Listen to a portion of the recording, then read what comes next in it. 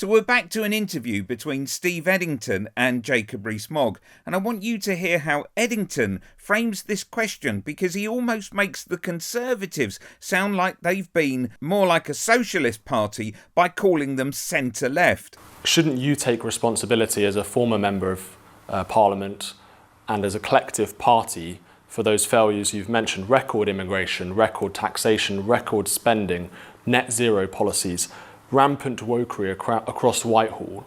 All of these things didn't just happen coincidentally or because of the European Convention of Human Rights or the European Union or some other person you're blaming.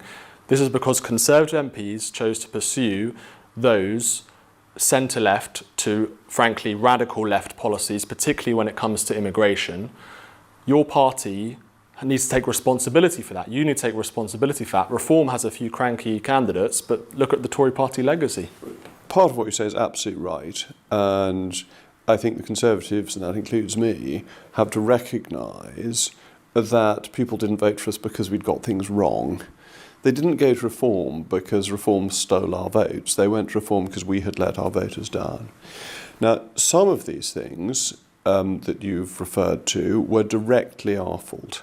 So there was the idiotic decision, the very last thing Theresa May did, to set net zero for 2050. Hardly any parliamentary debate, hardly considered.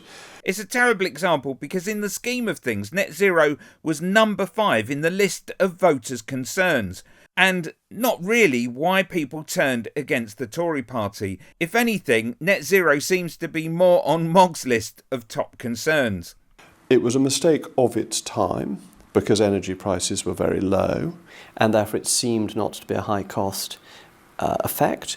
That's changed. It's now clear that it's a high cost effect, so it's much more important to reverse it now than it was a huge mistake to do at the time. At the time, it was a silly, tokenistic, lightweight, opportunistic thing to do to show that we were on the side of the environment, but it didn't seem enormously expensive.